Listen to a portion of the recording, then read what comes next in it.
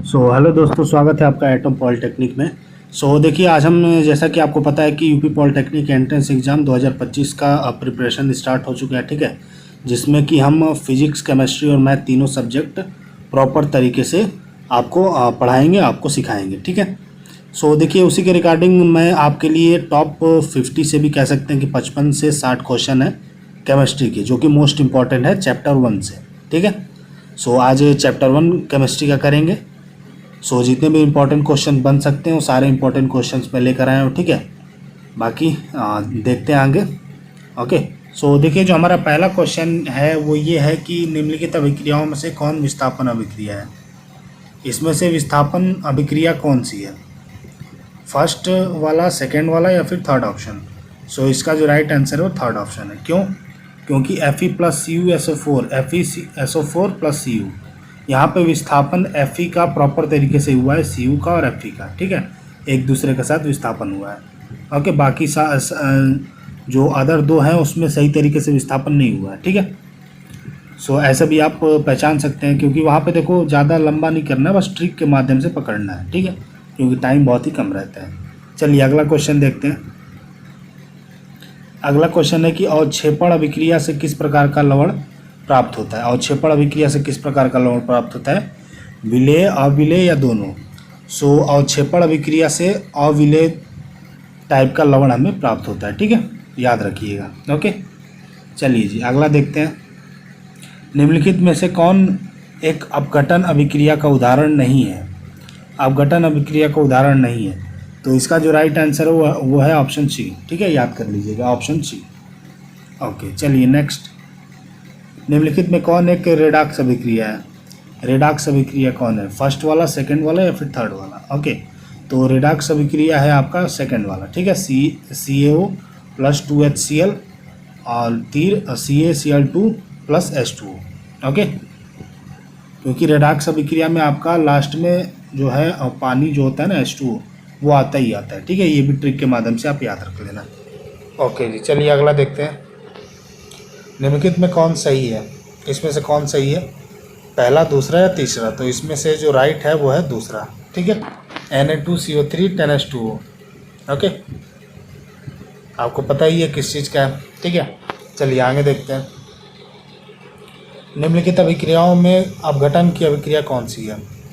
अपघटन की अभिक्रिया कौन सी है, निम्नलिखित में से अपघटन की अभिक्रिया कौन सी है, फर्स्ट, सेकेंड या थर्ड। तो इसका जो राइट आंसर होगा थर्ड, ठीक है, 2KCl, 2KClO, 2KCl + 3O2। Okay, clear है।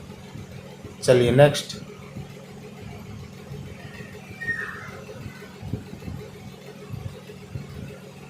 हाँ जी, Fe2O3 + 2Al, तीर Al2O3 + 2Fe दी गई अभिक्रिया किस प्रकार की अभिक्रिया है।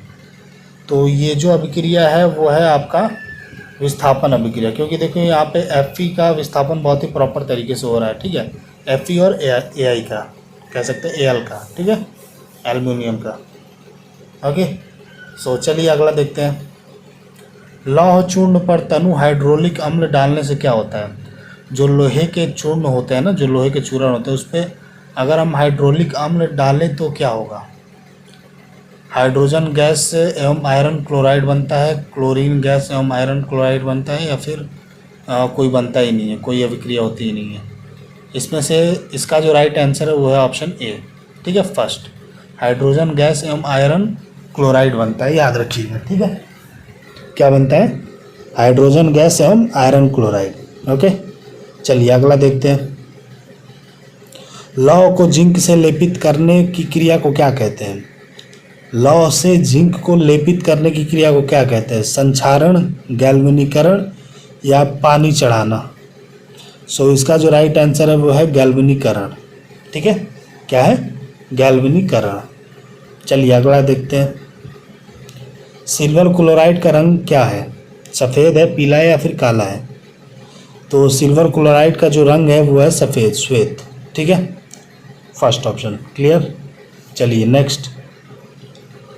जस्ता तथा तनु हाइड्रोलिक अम्ल किस प्रकार की अभिक्रिया के फलस्वरूप निम्नलिखित में से कौन सा गैस बनाता है। मतलब कि जस्ता तथा तनु हाइड्रोलिक अम्ल है वो जब अभिक्रिया करता है तो कौन सा गैस बनाता है, CO2 बनाता है, N2 या फिर H2। तो याद रखिएगा जहाँ पे आपका जस्ता और तनु हाइड्रोलिक शब्द है इन दोनों का मिश्रण से आपका H2 बनता है। ठीक है, चलिए नेक्स्ट, निम्नलिखित में कौन एक दहन अभिक्रिया है। जल का उबलना, मोम का पिघलना या फिर पेट्रोल का जलना। सो एक दहन अभिक्रिया हम कह सकते हैं पेट्रोल का जलना। ठीक है, पेट्रोल का जलना ही एक दहन अभिक्रिया कहलाता है।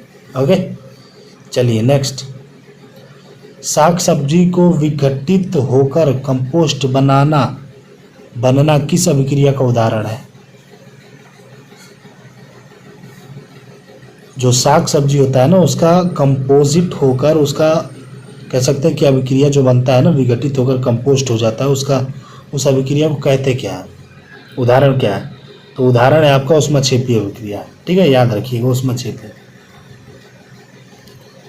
निम्न में से कौन सा उत्पाद लेड नाइट्रेट को गर्म करने पर प्राप्त होता है।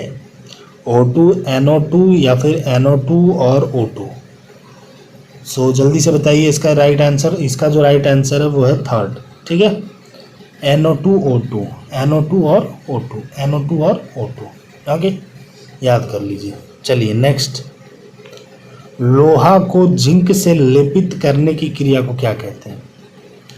आयरन को जिंक से जब लेपित करते हैं, हम कलर करते हैं, ठीक है, तो उसे क्या कहते हैं, संक्षारण कहते हैं, गैल्वनीकरण या फिर पानी चढ़ाना। तो इसका जो राइट आंसर है वो है गैल्वनीकरण। ठीक है, लोहे को जब जिंक से लेपित करते हैं तो उसे गैल्वनीकरण कहते हैं। क्लियर है, चलिए नेक्स्ट, सिल्वर क्लोराइड का रंग कैसा होता है, सफ़ेद, पीला या फिर हरा।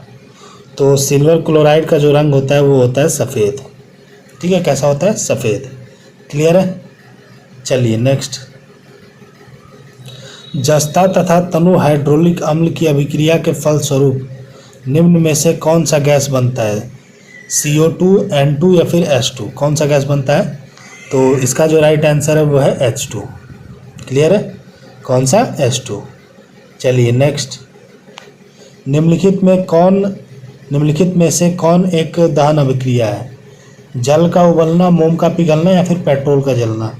सो इसका जो राइट आंसर है वह है पेट्रोल का जलना।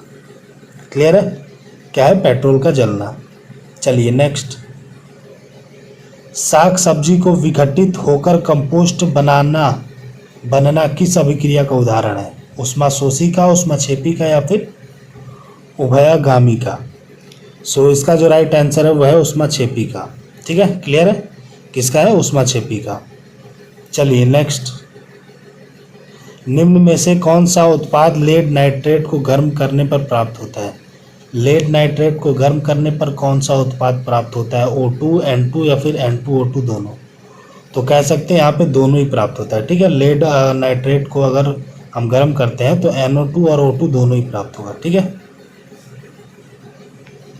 चलिए नेक्स्ट, निम्न में से कौन सही है, हाँ जी बताइए कौन सही है इसमें से। Na2CO3 5H2, Na2CO3 10H2, Na2।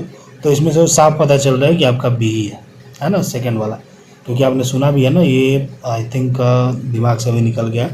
Na2CO3 10H2 भुजा हुआ चूना का शायद है, चूना का ही है ना, हो सकता है। ठीक है, अभी दिमाग में आ नहीं रहा। ओके, चलिए नेक्स्ट, निम्नलिखित अभिक्रियाओं में अपघटन की अभिक्रिया कौन सी है, NaOH, इसमें से कौन सी आप बता दो। ठीक है, सो अपघटन अभिक्रिया है आपका थर्ड, तीसरा। ठीक है, कौन सा है, तीसरा। क्लियर है, कोई दिक्कत नहीं होनी चाहिए यहाँ पे। Okay, Fe2O3 + 2Al, Al2O3 + 2Fe दी गई अभिक्रिया किस प्रकार की अभिक्रिया है, संयोजन अभिक्रिया है, द्विविस्थापन अभिक्रिया है, विस्थापन अभिक्रिया है, कैसी अभिक्रिया है।